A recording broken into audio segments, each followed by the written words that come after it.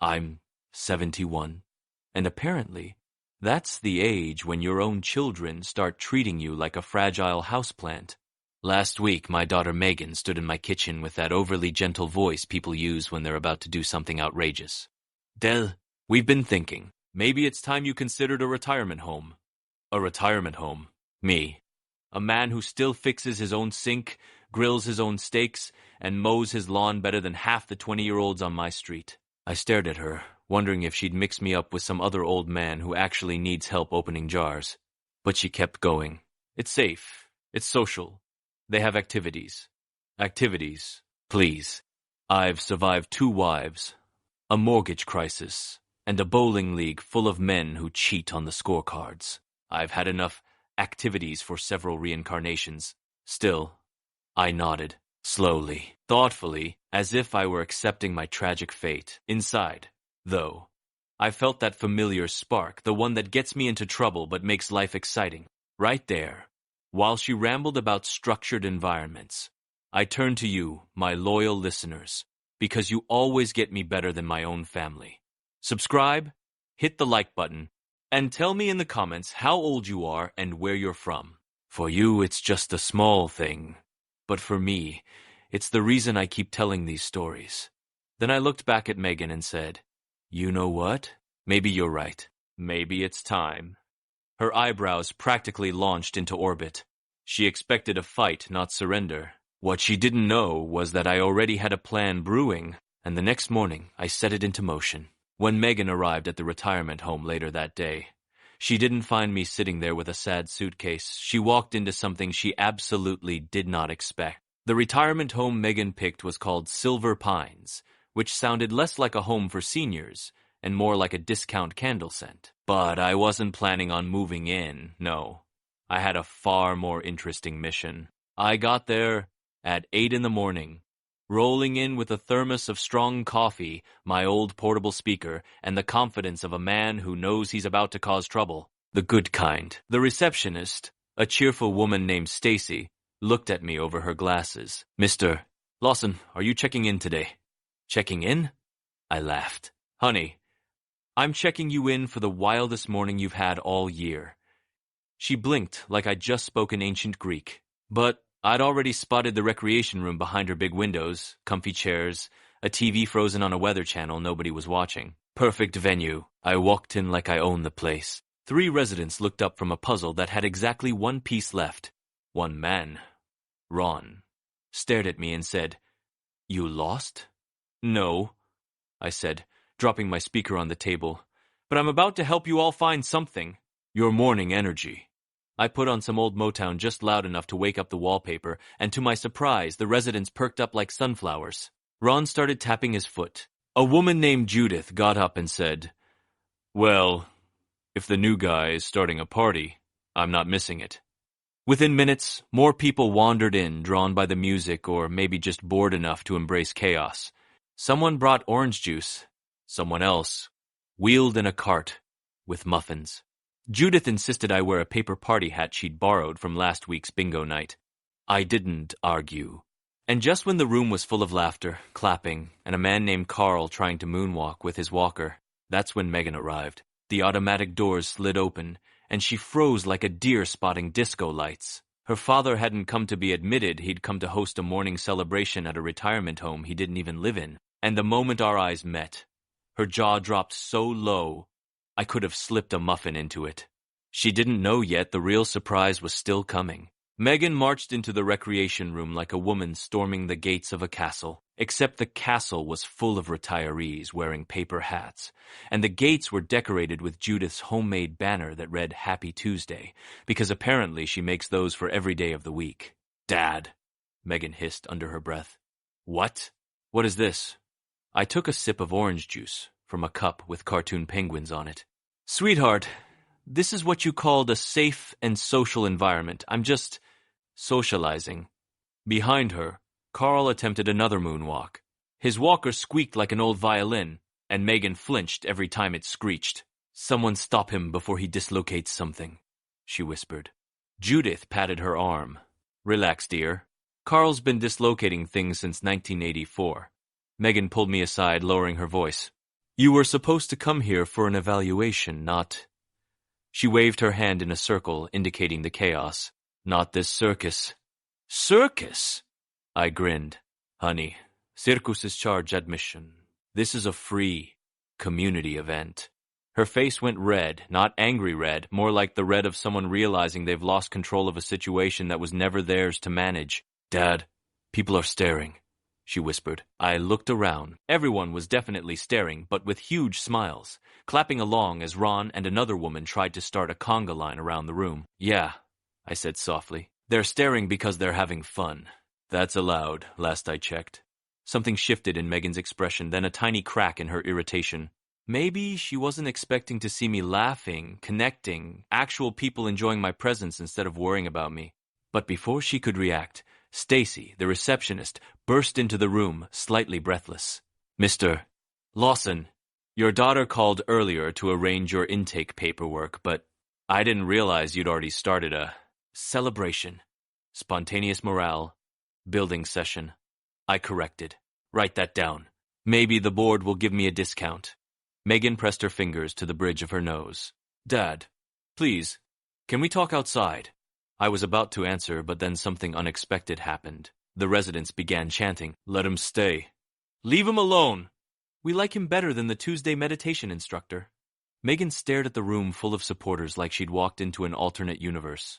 And she hadn't even heard my real plan yet, the one that would truly make her rethink everything she assumed about my old age. Megan finally dragged me into the hallway, the door closing behind us just enough to muffle Motown and Carl's victorious, Watch this spin! I folded my arms, leaning against the wall like a man entirely at peace with the chaos he just created. Megan, meanwhile, looked like she needed a paper bag to breathe into. Dad, what are you doing? She whispered sharply. Living, I replied. Try it sometime. It's not bad. She groaned. You were supposed to meet the director. Fill out forms, maybe take a tour, not turn the place into a senior discotheque. I raised a finger. Correction. It became a discotheque. Because nobody here has had fun since the Nixon administration. She didn't laugh. I did. Someone had to. Megan leaned closer. Del, we're worried about you. There it was. The sentence every older parent hears eventually, the one that lands heavy even when it comes from love. I didn't snap back this time. I just looked at her. What exactly are you worried about? I asked quietly. She hesitated. You live alone. You forget appointments. You fell last month. I waved that off. I tripped on the cat. You don't have a cat. I paused. Oh. Then that was just gravity being rude. She didn't smile, but her eyes softened just a little the way they used to when she was a kid, and saw me pretend to cry after stepping on a Lego. She put her hand on my arm. Dad, we're not trying to get rid of you. We want you to be safe. I get that, I said. But safety doesn't mean locking myself in a room and waiting for life to expire like a yogurt cup. She sighed deeply, and for a moment we just stood there, a tired daughter, a stubborn father, both trying their best. The door suddenly opened, and Judith popped her head out. Excuse me, she said politely, but Ron wants to know if your father is coming back inside. He started a conga line and we need a leader with working hips. Megan blinked. He does not have working. I lifted my knee. Watch it. These hips still have a couple of parades left in them. Judith winked. I knew it. Megan looked from Judith to me, to the room behind them, bursting with laughter. Something inside her shifted again, maybe confusion, maybe jealousy that I was genuinely having fun. But she didn't yet know the next thing I was about to tell her, something that would flip her entire perspective upside down. She hadn't heard the reason I came early to the retirement home, and she definitely wasn't ready for it. I walked Megan a few steps farther down the hallway, away from Judith's eager eyes and Carl's questionable dance ambitions. The music inside softened to a faint thump, thump, thump, the heartbeat of a party no one had planned but everyone desperately needed. Megan crossed her arms, bracing herself like someone waiting for a dental appointment she didn't schedule. Okay, she said, exhaling. What's the big secret? Why are you really here so early? I looked at her for a long moment, not as a stubborn old man defending his independence, but as her father, the one who used to carry her on his shoulders at 4th of July parades, the one who still remembers the smell of her strawberry shampoo when she was 10. Megan, I said quietly. I came early because I wanted to see what this place actually felt like. Without you hovering, without pressure. Used me. She blinked. You mean, you were considering it? Considering? No. I shook my head. Evaluating, yes. If a day comes when I can't handle things on my own, I'd want to choose a place that doesn't smell like soggy oatmeal and despair. Her shoulders dropped, not in disappointment, but in surprise. Del, I didn't realize you were thinking ahead like that. I snorted. I didn't raise 3 kids just to forget how to plan for the future. Besides, I pointed to the recreation room door. If this place can survive Carl's moonwalk, it can probably survive me someday. For the first time all morning, Megan smiled. A real one. Soft around the eyes. The way her mother used to smile when she finally understood something I'd been trying to explain for years. I'm sorry, she said. I shouldn't have pushed so hard. I guess I just panic when I feel like you're slipping away. I placed a hand on her shoulder. I'm not slipping away. I'm slipping around. Big difference. A laugh escaped her, unexpected and genuine. Then she looked at me, head tilted. So, all this, the music, the dancing, the muffins, this was your way of evaluating the place? Absolutely, I said. Any retirement home worth living in should be able to handle an impromptu block party before 9 a.m. Right then the door burst open and Ron appeared, slightly sweaty, holding a paper plate piled with muffins. Sir, he said formally, your presence is requested. The conga line collapsed without your leadership and Judith is blaming gravity. Megan stared at him. This is normal here? Ron shrugged. Well, it is now. She looked at me again, a father in a paper hat, somehow running a miniature festival inside a place she assumed would dim my spirit. But she still didn't know the final truth, the one I'd been preparing since last night, the thing that would either make her laugh, cry, or possibly both at once. Because I didn't just visit Silver Pines early. I left something here, waiting for the perfect moment. And that moment was getting very, very close. I stepped back into the recreation room with Megan trailing behind me like a detective trying to understand a crime scene committed entirely out of enthusiasm. The music was still going, but now someone had switched it to a lively swing tune. Carl was no longer moonwalking, thankfully. But he was attempting something that looked suspiciously like tap dancing while holding onto his walker for dear life. Judith immediately spotted us and clapped her hands. He's back. The fun one, Megan choked. The fun one? I shrugged. What can I say? I'm versatile. Stacy hurried over with a clipboard pressed to her chest. Mr. Lawson, I'm so sorry. This isn't the way we normally... Stacy, I said, patting her arm. If this isn't normal, you might want to consider making it normal. People look 10 years younger already. Behind me, Ron shouted. That's because we're sweating. Turn down the thermostat.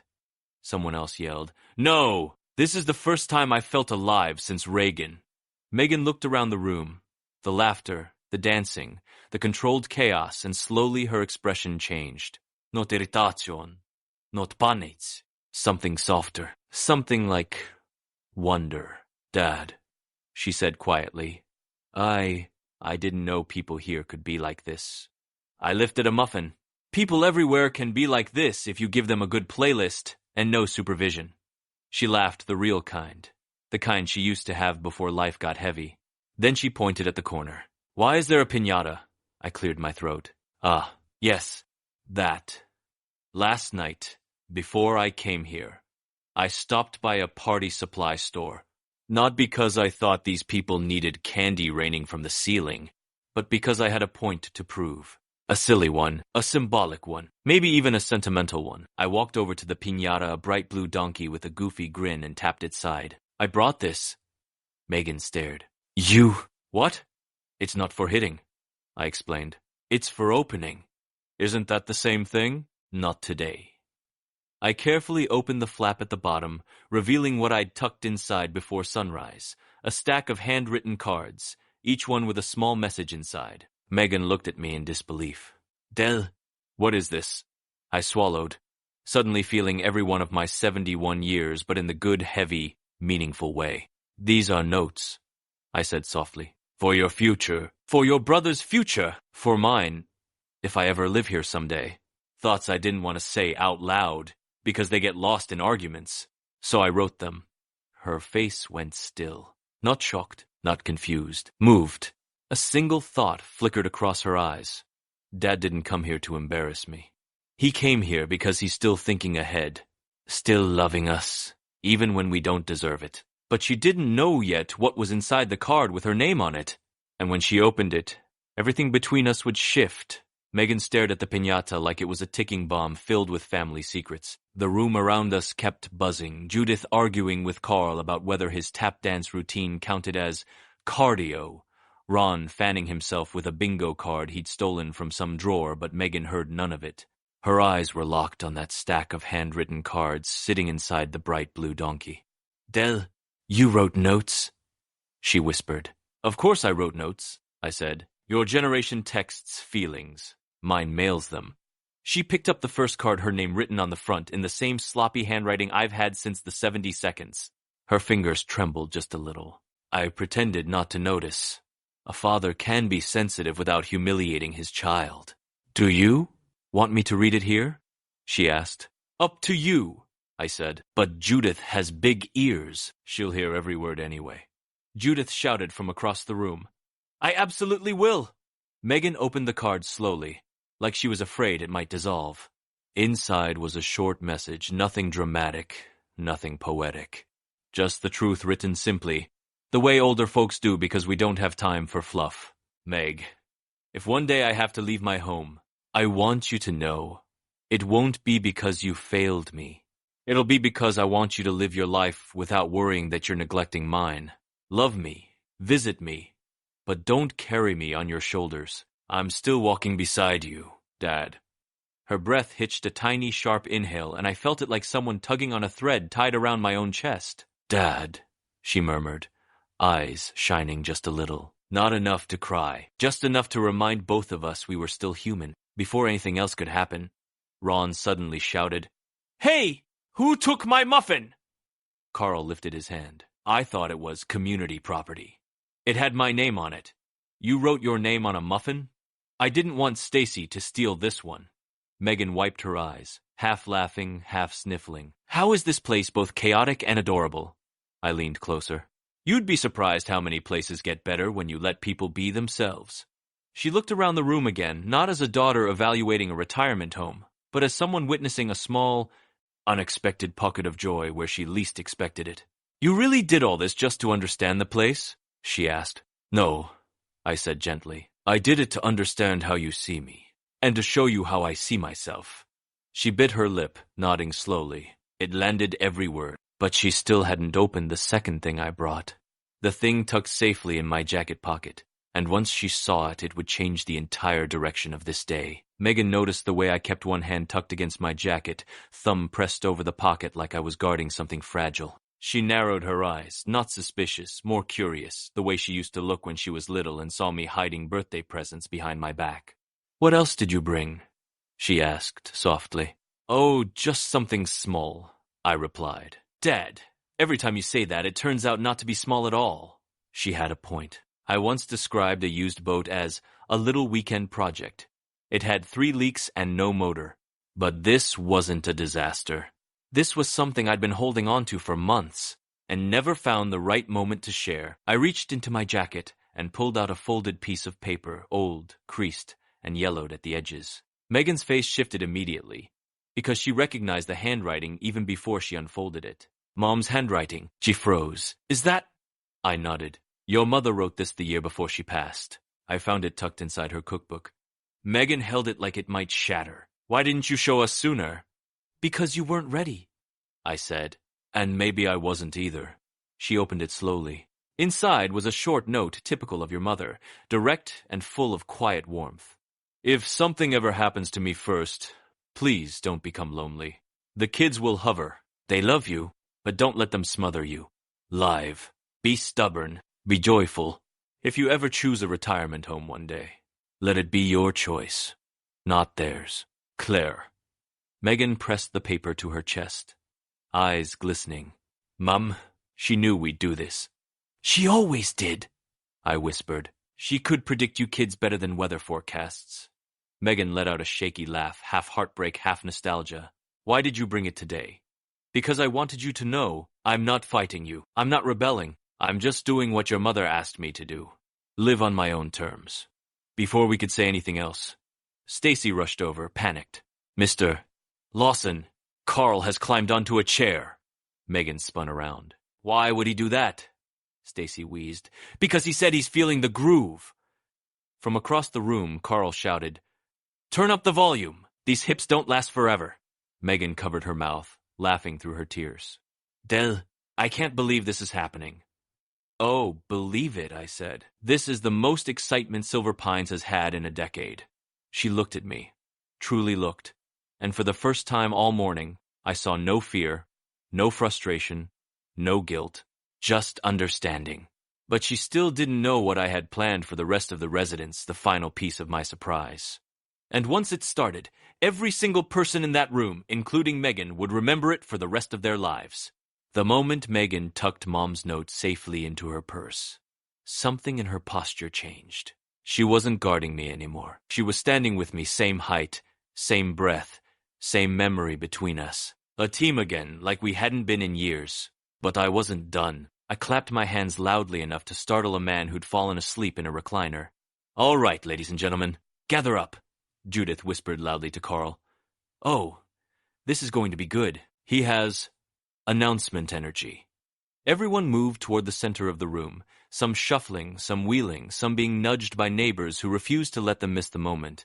Megan stayed beside me, half afraid, half amused. Silver Pines, I began, is a fine establishment, but every good establishment needs one thing. Ron raised his hand. Stronger coffee? No. Lower thermostat? No. More muffins? Also no, and stop hoarding them, Ron. I reached into my other pocket and pulled out a small remote. Stacy blinked. Mr. Lawson, what is that? A gift, I said proudly. For all of you. Then I pointed the remote toward the TV mounted on the wall, the one that had been showing weather reports all morning, and hit a button. Suddenly, the screen flickered. Then music started. Then images appeared, a whole slideshow I'd made the night before. Old photos I'd asked residents' families to send me earlier in the week. Pictures of them from their younger days, dancing in diners, posing beside classic cars, holding babies, playing baseball, laughing at backyard barbecues, kissing spouses long gone. The room fell silent. The wild, funny, chaotic energy softened into pure warmth. Judith pressed a trembling hand to her mouth. That's me. 1,964. Carl whispered. I had hair. Ron squinted. Is that my Corvette? Lord, look at me. I thought I was invincible. Still act like it, someone muttered. Quiet, Martha. Megan stared at me, stunned. Del, you made this? You think I only know how to throw parties? I said. Please. I also know how to edit pictures on a laptop at 2 a.m. with terrible back pain. One woman began crying softly. But not the sad kind, the grateful kind. The kind you let out when someone remembers a version of you the world forgot. Another man stood up straighter, as though watching his younger self reminded him his spine had once been proud. Then I said the part I'd been saving, the real reason behind everything I'd done that morning. You're not old, I told them. You're just older than some people, and you've lived more than all of them. The room erupted in applause. Even Stacy clapped, though she didn't know she was doing it until it was too late. Megan wiped her cheek with her thumb, shaking her head in disbelief. Del, I had no idea you were planning all this. Sometimes, I said, your father knows exactly what he's doing. The applause softened, the music played on, and everyone absorbed the moment, each of them remembering who they used to be, and realizing they were still that person. But Megan didn't know yet how this morning would end, because the last surprise was the most personal one, and it was meant just for her. When the slideshow finally faded into silence, the room stayed still for a few soft, golden seconds, the kind of silence that doesn't feel empty, only full. Megan stood beside me, clutching her mother's note like it had become a missing piece she didn't know she'd needed. I leaned close. There's one more thing, I said quietly. She let out a half laugh. Del, how can there possibly be more? You've thrown a party, revived Motown, made Carl tap dance, smuggled a piñata into a retirement home, and emotionally rebuilt half the population of Silver Pines. Ah, I said, but this one is just between us. I reached into my back pocket and pulled out a small envelope. Not old, not yellowed, new. Her name written on it in the same shaky handwriting I'd used on birthday cards since she was 6. She swallowed. For me? Read it, I said. It's short. I know your generation has the attention span of a goldfish. She nudged me in the ribs. Dad. She opened it. Inside was just one sentence. You don't need to save me, Meg. Just stay my daughter. She exhaled, long and deep, the kind of breath someone takes when a heavy weight finally melts off their shoulders. Then she stepped forward and hugged me, not the polite, quick hug she'd been giving me for years. A real one, tight, warm, the kind where both people remember who they used to be to each other. The residents clapped like we'd just won a ballroom dance competition. Judith dabbed her eyes with a napkin. Carl sniffed loudly. Beautiful. Now somebody fix the thermostat. Megan pulled back, smiling through tears. Del, I'm sorry. I pushed too hard. I was scared you'd... Fade. He shook my head. I'm not fading. I'm just aging. Very stylishly, might I add. She laughed. You really are impossible. Good. That's how you know I'm still me. We walked back into the room together. The music picked up again, lively and cheerful. Residents swayed, clapped, danced, argued the usual, but now Megan wasn't watching nervously from the corner. She was right in the middle of it, helping Carl off his chair, steadying him, laughing when he claimed the chair had moved on its own. For a moment, I just watched her, my daughter, finally seeing that growing older doesn't mean shrinking. It means choosing how to live the time you have left. Later, as we were leaving, she took my arm. Dad, she said softly, when the day comes and you decide to move somewhere like this, can I be the one who helps you? I patted her hand. Of course, as long as you understand one thing. What's that? I'm bringing my speaker. And Carl. She burst out laughing. Deal. We stepped outside into the bright morning sun. A father and daughter who'd argued, worried, misunderstood each other, and somehow still found their way back. Because aging isn't the end.